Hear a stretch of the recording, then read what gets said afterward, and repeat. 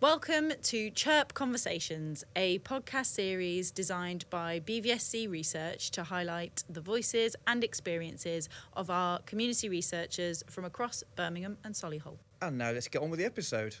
Research can look very polished when it's on paper, when it's in a final document. A question, a method, a recommendation. But in practice, research involves people. And people are complicated, can be quite complex. Let's dig into it. Well, we also know as well that we do the reports and it all looks great, and we tell the organisation that's commissioned the research all the stuff that we think they need to know. But along the way, there can be loads of little kinks in the road, bumps in the road, and things that, there's some challenges out there where the researchers have to get through. So, let's sort of dig into that a bit today. I think so. Thank you for joining us. Nayyara, before we get started thinking about some of the challenges and things that can be complicated about research, do you think you could tell us a little bit about yourself and specifically what you enjoy about research? My background originally was in lab work because I am a chemistry graduate. And so I've been doing, it was in an education field, so schools. So I took a career break, had my kids, and I was thinking, do I go back in? Do I not?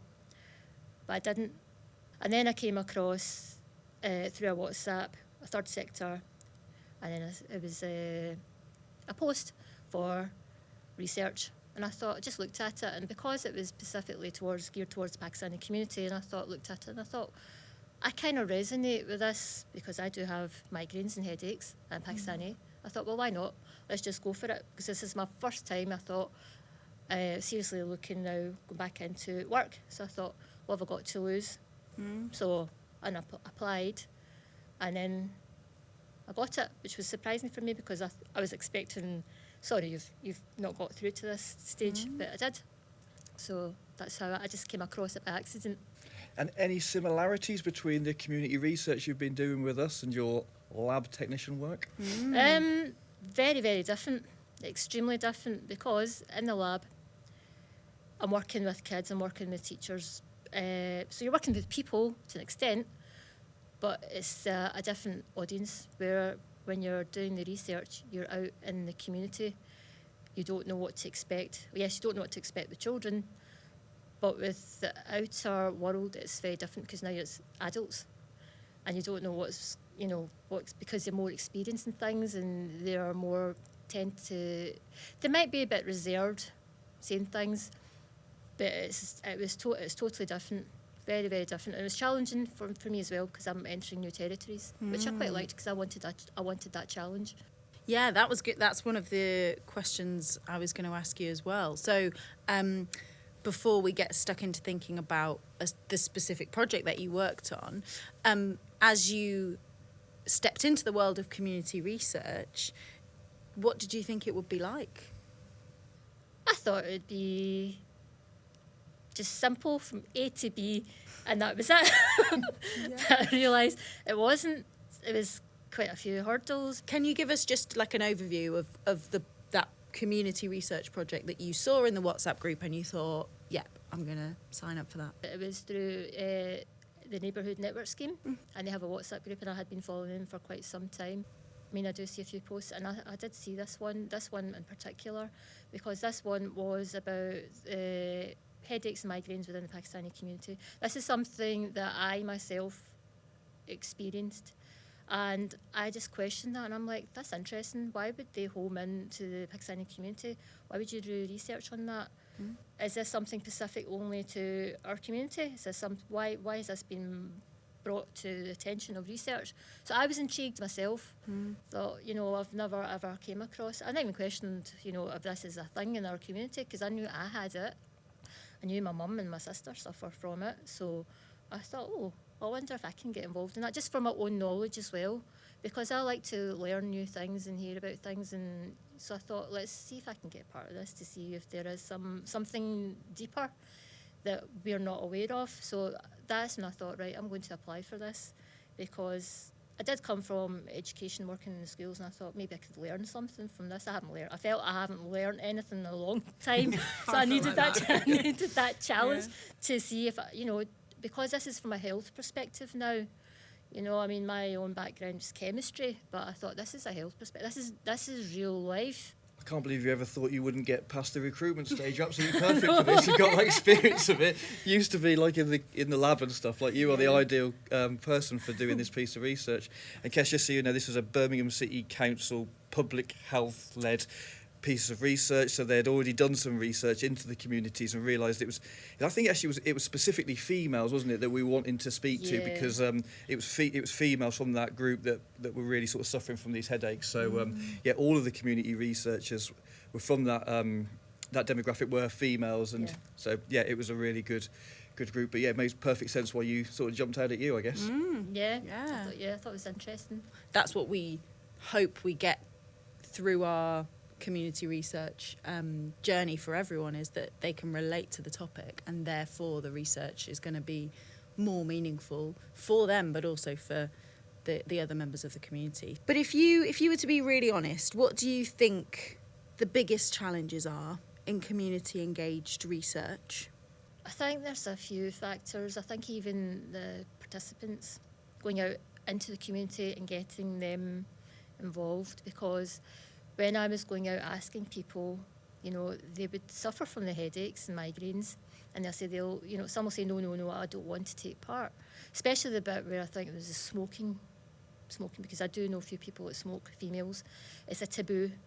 Admitting that you smoke and have the migraines is a taboo, so they'll say, no, I don't want to take part. And you're like, you know, this is research, this will benefit people.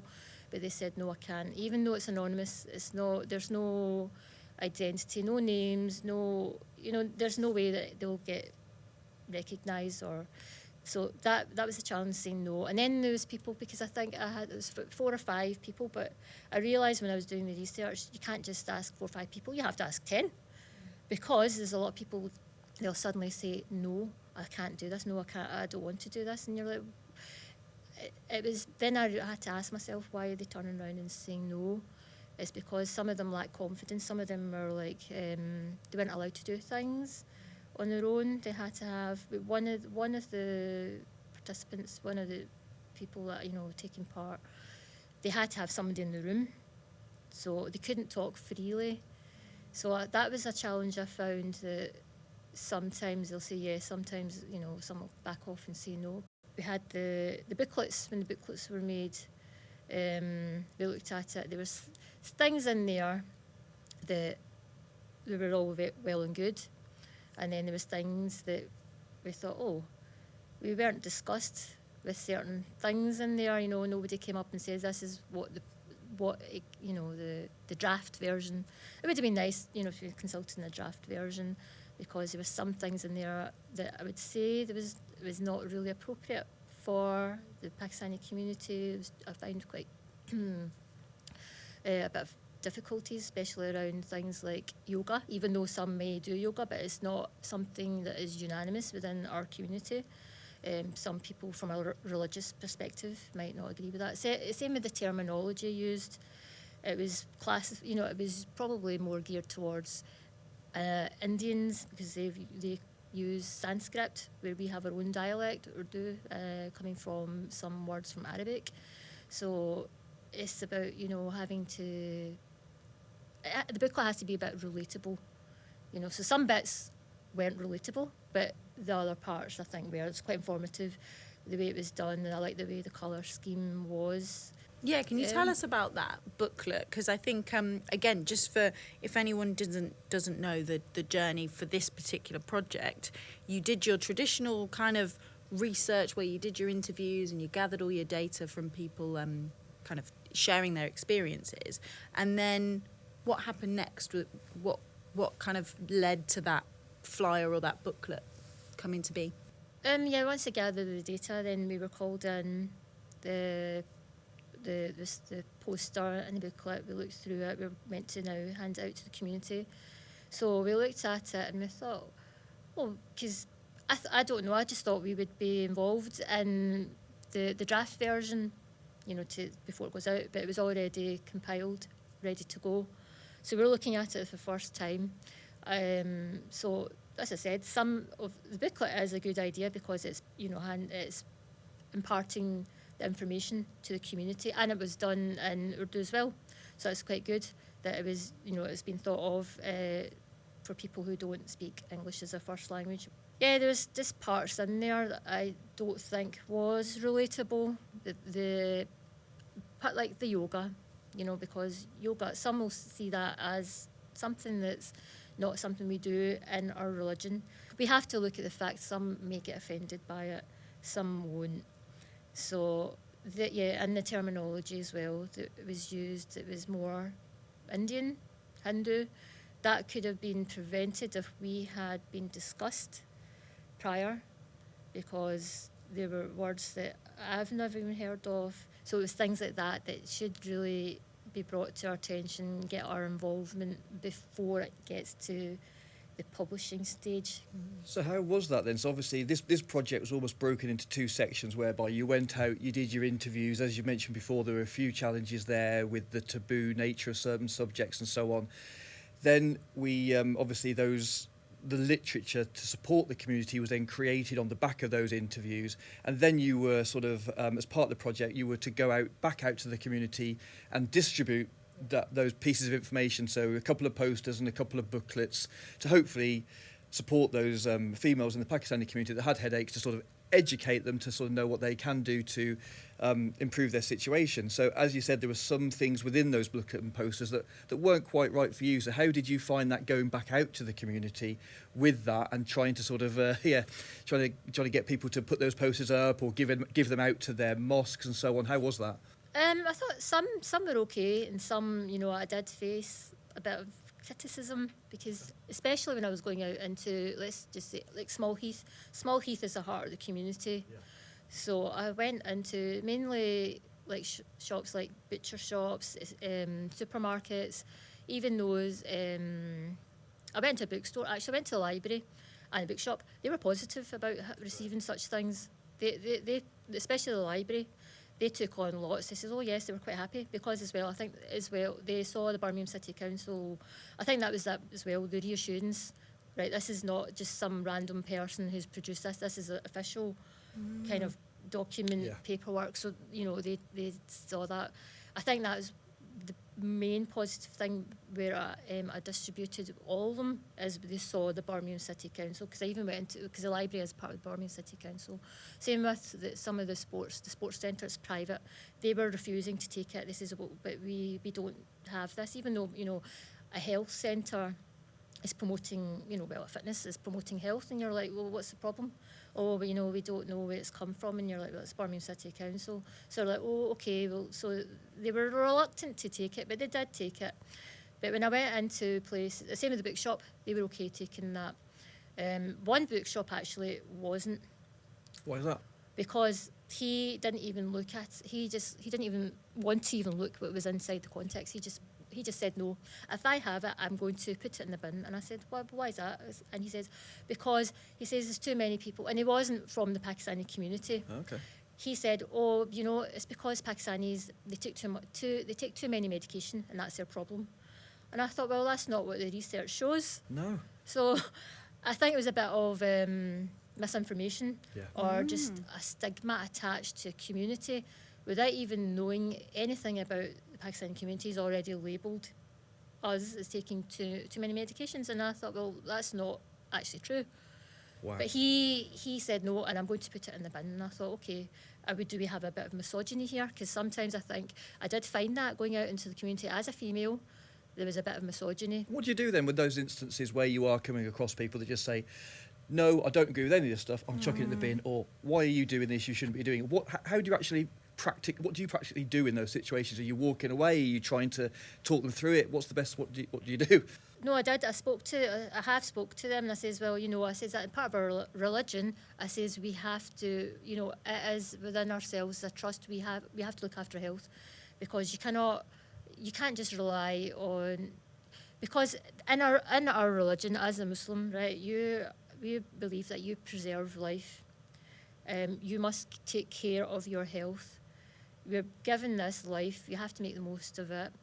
And you have to, there's a saying of our Prophet, right, peace be upon him, right, that says if you tie a camel But that means you don't just rely on tying a camel. You have to look at alternative methods like medication.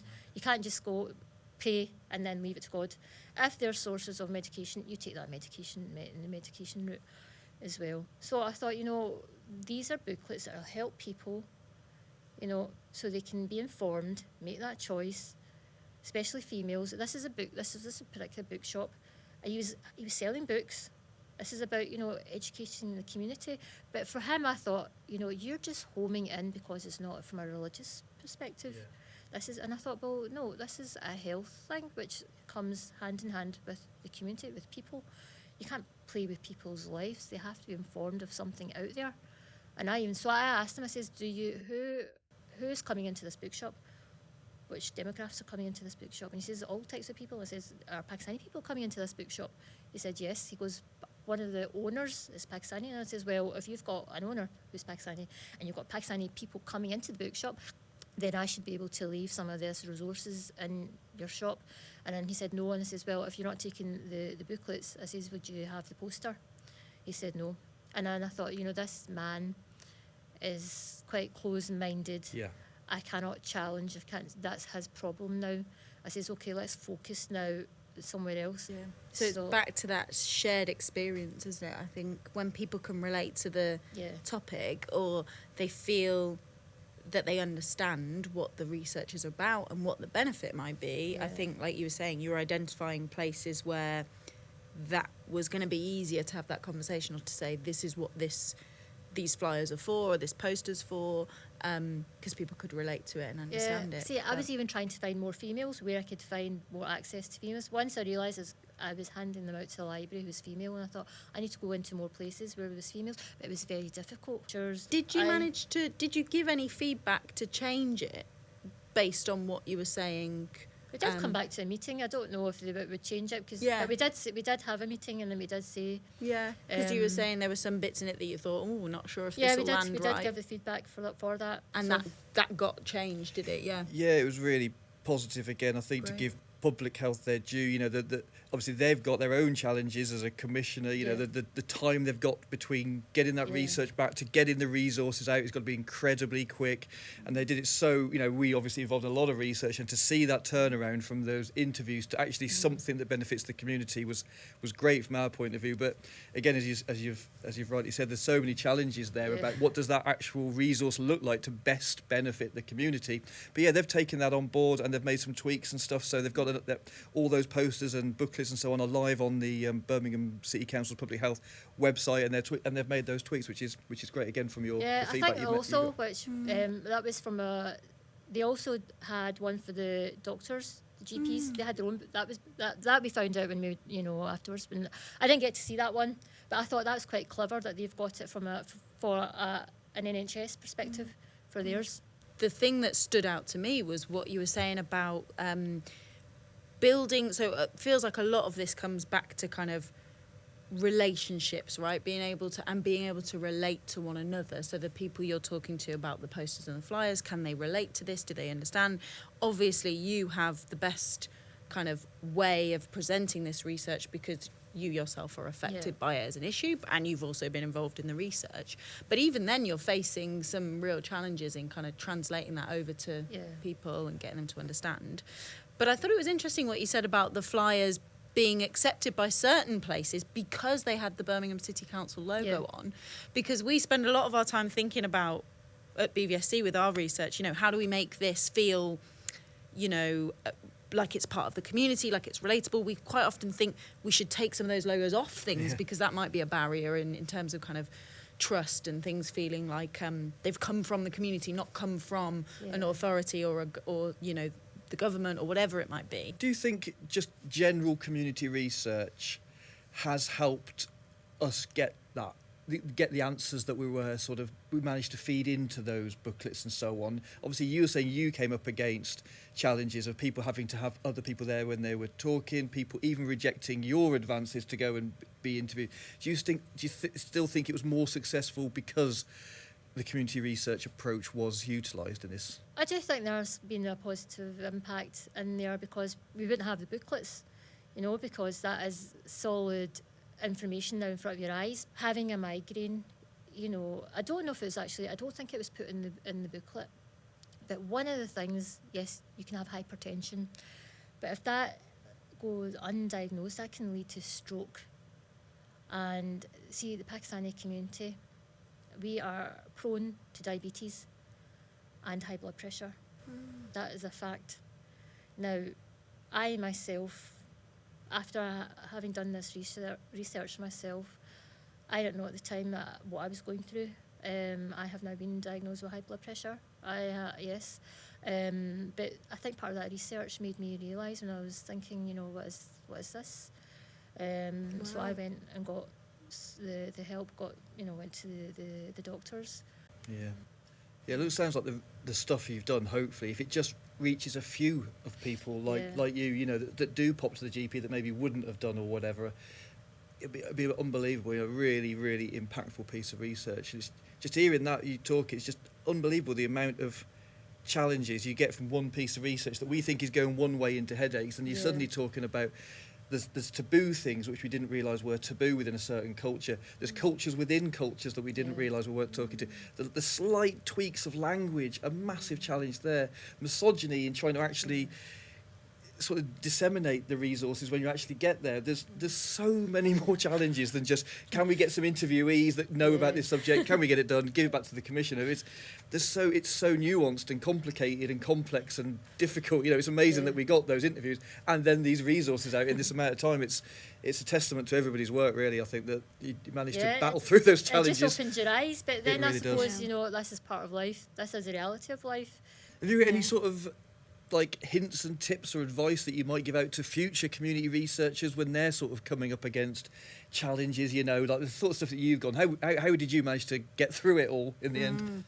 You have to kind of get on with it. You get on and you're like, okay, you'll come across one or two maybe with this, negativity. But I think overall, my experience, going into the community, going out, it has been interesting. I have met people, they're not all, it wasn't all doom and gloom. There were people that were really nice, people that stopped and spoke to me, and some people wanted to know a bit more, and they're like, oh, can I have, even people that weren't even from the Pakistani community, she was Afro-Caribbean, she says that, oh, well, we have one in our community, would this be something relevant to me? And I says, well, do you suffer from migraine? She goes, yes. And I says, well, if it will benefit you to know the information, I says, well, why not? Fantastic. So, I thought, and they were like, oh, yes, and then they took a few, and I thought, so I thought it's going to benefit, and it was feedback like that from her, and I thought, you carry on.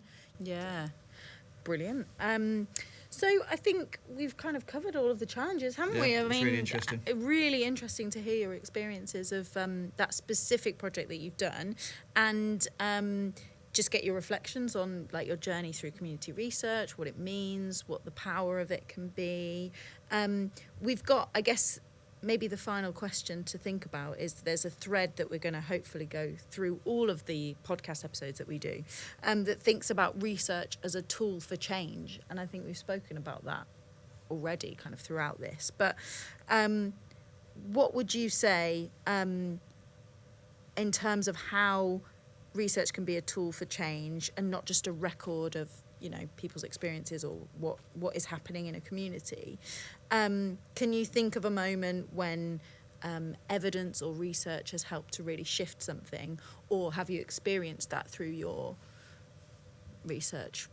I think, not the research the research that we've done, it has, hopefully, I'll go back to this Miss Bagel, Miss BB syndrome, because we've got the evidence now that it is, the migraines, headaches is a real thing within the community. When a especially a female comes into the GP, I've got such and such wrong with me. They should, because you have biases within the medical field, so there needs to be more training. We've done the research. We want now not to go, here you go, here's a paracetamol, to actually now enforce this. So somebody goes off and then it makes life-changing impact on someone. You cannot play around with health. Everyone has it right for the way, to live a normal life as best as possible. So that's why I think research is important, and through research right through to the doctors, and not getting papped off, being taken seriously, and then saying yes, okay, we're going to follow this through, and then it leads to something else. But that has to come from the GP. That has to come from the professional medics, from them.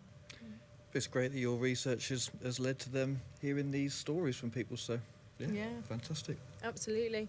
Oh, well, I think that's all from us. Any other questions, Jan? Nope, that was fantastic. Great to speak to you again, Nayyara. Lovely to hear from you Thank you again. for having me. Thank you so much, Nayyara. That's been fantastic. Thanks for listening to CHERP Conversations. I hope you enjoyed that podcast. We have made many other episodes of CHERP Conversations that are available on cherp.org.uk or by following the link in the description.